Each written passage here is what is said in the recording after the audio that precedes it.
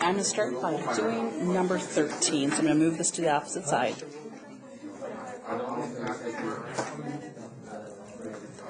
Then I'm going to recognize that I'm going to square both sides. On the right-hand side, the square root and square are going to cancel out. I'm going to write down this quantity 2 times.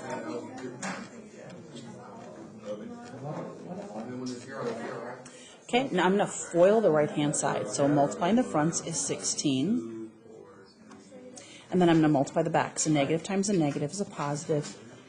And the square root of x plus 9 times the square root of x plus 9 is just x plus 9. Multiplying the insides, this is like a negative 1. So I have negative 4 square roots of x plus 9. And the outside is negative 4. So I have negative 4 and negative 4. And so when I combine them, I get negative 8 square roots of x plus 9. I want to get this quantity by itself. So I'm going to take these 3 and I'm going to move them to the opposite side. Minus 16, minus x, minus 9. And so now this cancels, this cancels, this cancels, and now I have negative 2x. And when I combine these, remember last time I just made a mistake, so negative 16, I believe I have negative 26 there, but let's make sure that is correct.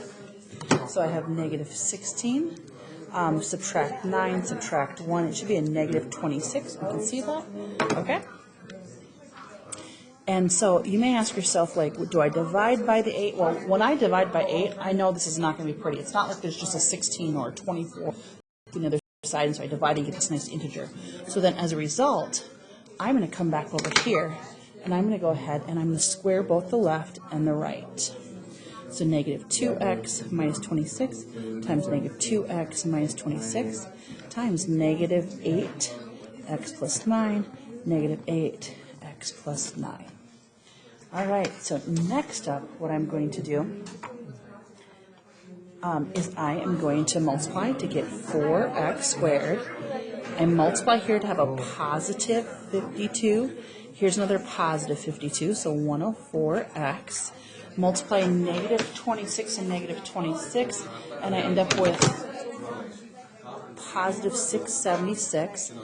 Negative 8 times negative 8 is 64 times x plus 9. All right, I'm going to keep working through this. So I have 64x plus 9 times 64 is positive 576. Let's move it up so you guys can all see. Okay, I'm going to move the 64 over, move the 64 over, move 576, move 576. There's nothing left on the right-hand side, and I have 104 subtract 64 is positive 40, and 676 subtract 576 is the obvious 100. Okay, so let's divide by 4. Dividing by 4 gives us 1x squared plus 10x plus 25 equals 0, and I'm dividing by 4. It's not changing anything, so I cancel and I have 1x squared plus 10x plus 25, and I'm going to come off to the side. Is this factorable? Let's check. What multiplies to give us a positive 25 and combines to give us 10. Same sign, both positive, and it'd be 5 and 5. So I have x plus 5 and x plus 5. When I set each of those quantities equal to 0 and I solve, I end up with x equals negative 5 and x equals negative 5. So it's the same answer twice. I only need to check one of those. It's the same answer. So I come up top and let's check this. I have the square root. I put a negative in a parentheses. Type it in 5. Remember, it is a negative 5 that I'm checking. So I'm going to go back into that parentheses, type in negative 5. Subtract, I'm making some mistakes there, subtract 1. Now move over, plus the square root of negative 5 plus 9. I want to get an answer of 4. I do get 4. That means I justify the answer of negative 5 working. All right, let's look right now, making ourselves enough space. Let's go on to number 14. Looking at number 14, I'm going to do the same thing, but writing a little bit smaller. So I have x plus 2 square root. I'm going to move this quantity to the other side by adding it, the inverse operation. And then I'm going to square both sides. So squaring the right and squaring the left. So I'm going to write this down twice. and writing this down twice.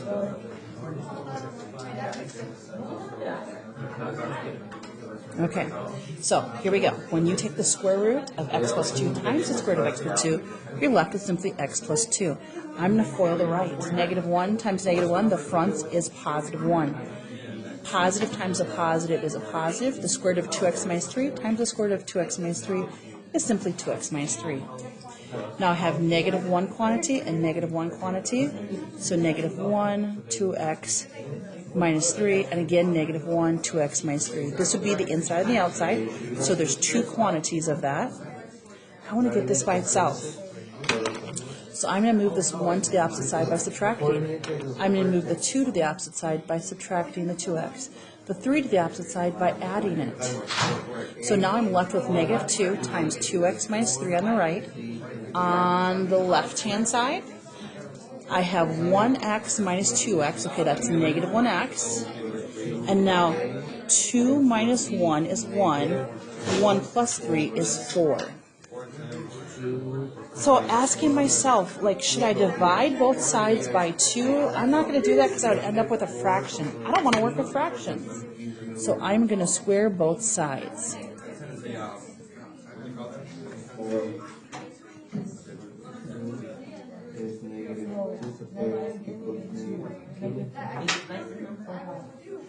Ooh, I'm running out of space. Okay, I'm going to start by foiling the left-hand side, so front, outside, inside, last. Multiplying the fronts. The outside is negative 4x, and then the inside is negative 4x, so negative 4x is negative 8x. Last is 16. Negative 2 times negative 2 is 4, and this ends up with 2x minus 3. Make sure opposite side you are working.